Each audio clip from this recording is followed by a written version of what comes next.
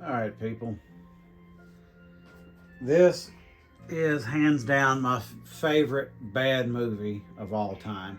I've done bits on it before, and I've got to show you. I don't want to spoil the whole thing. If you ever run across it, I paid pretty decent amount for the Blu-ray version of this. Um, Not super easy to find. It's not a painful movie to watch. It's you enjoy. I mean, if you could watch those Friday the 13th movies, you could watch this. It's kind of the same sort of thing. Not near as sleazy, really. But it's got the dumbest fight scene I have ever seen in my life. And part of what's beautiful about this movie is it takes itself completely seriously. So I'll show you a few little bits and pieces, mainly just the fight scene, at least on this video. You have got to see this. So you have two of our main characters. They happen upon this cave. I'll leave out some details here because you need to watch it. And you have this guy right here who's sort of living in this cave. Kind of bedraggled and everything, tore up.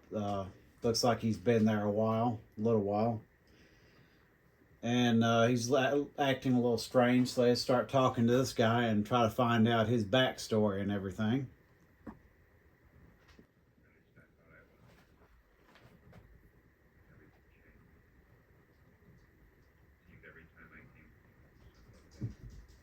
Cue the flashback.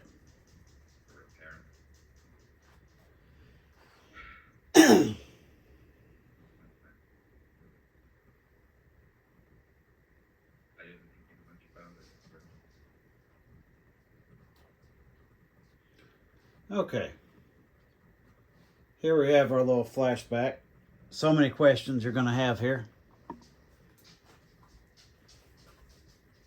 He comes home. He's clean shaven back then. This long white jacket. No clue is what his job is. He's not all bloody, so he's not a butcher. These old raggedy trucks. Strange house. Strange setup he has here. Walks in. Oh, what we got here? And as I said, the movie's not sleazy. I don't have to worry about censoring anything.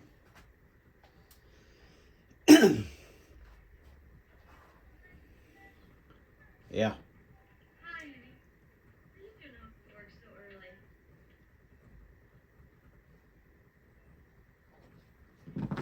Well, I suppose you're wondering who this is. This is Carl. He's come to fix the water. Refrigerator. Oh, Carl.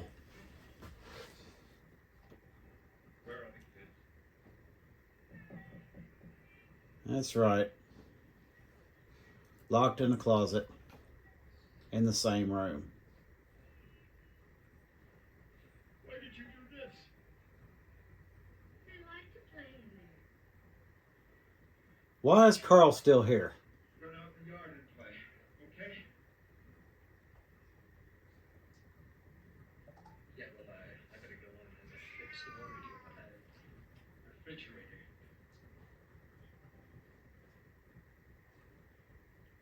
What'd you expect me to do? Practically empty. I'm really surprised you didn't figure it out long ago. Yep. All those men.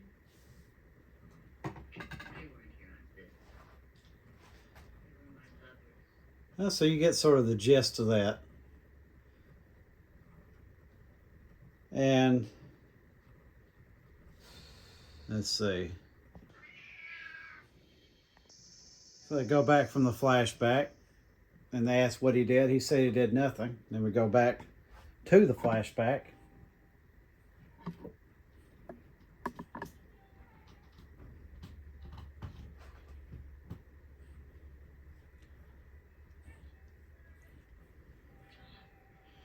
Stop it! You're hurting me! I'm surprised that hasn't already happened just by accident.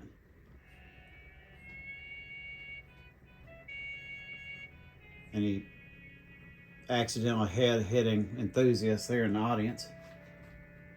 Apparently I'm an expert. All right. Now here's a really funny part. Where is he going? Where is he going? He gets a knife that would actually never be in the kitchen. It looks like a Bowie knife. Where on earth is he going? He can't be going where you think he's going. There's no way. He's wearing jeans. What kind of uniform was that? Yeah, that's right. Carl's still here. He's still here. Uh-huh. Oh. Something. I think he just threw nothing. Empty jug. That didn't really do any good. Uh-oh. Broken wicker chair. Clearly missed. Oh. Suddenly has some fighting ability. He runs away. Now he's running away from him, right? He's running away. How's he in front of him?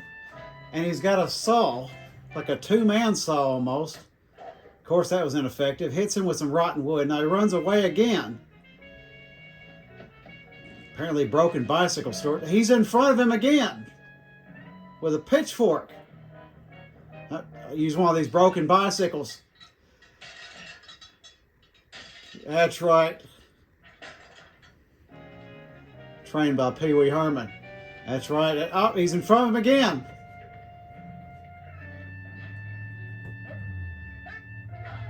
How did that work? Why is it making a buzzing sound but it's not on? What would it even be connected to?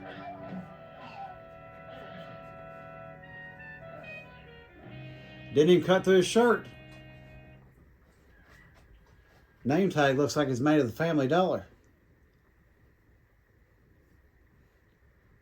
Yep.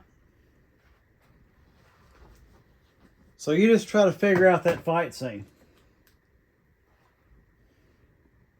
Okay. Oh, Forrest Daddy comes in here. This is the front. Here's roughly his trailer, house, whatever in the devil that place was, with somehow a factory behind it and a loading dock. I'm not sure what that was. He goes around somewhere through here. Good luck trying to figure out his path of even getting there. Carl's back here thinking everything is all forgiven. Sees him. They get in a little tussle. And he runs. Forrest Daddy's still here. How does he get in front of him? Well, we know Carl's an idiot. The only thing I can figure is Carl's such an idiot, then rather than running away from the house, he runs around the house and is surprised that the man is where he left him. But the second part of the fight, again, Carl's an idiot. You know, they get in a little tussle here. Let's say it was here again.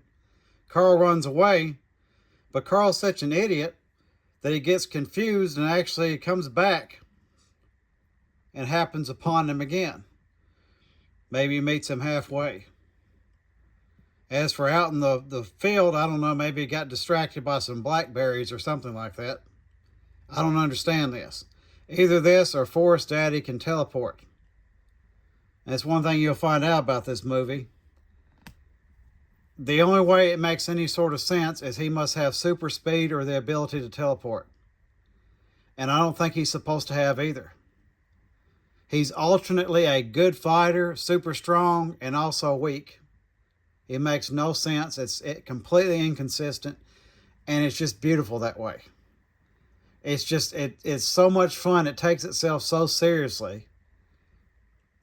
And that's part of it. That's why it's hard to make fun of these newer movies, because they're already just slop. And they're offensive. This one isn't offensive. It's just absolutely ridiculous and fun.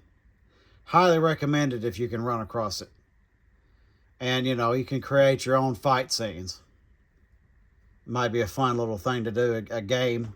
Just your made-up fight scene. Just you and some other people just doing the dumbest moves and wielding the dumbest weapons you can run across. I think it'd be an interesting idea.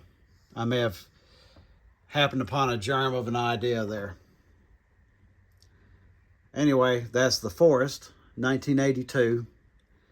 Grab it if you can find it. If you're into these dumb slasher movies from years ago, it's definitely as good or better than them.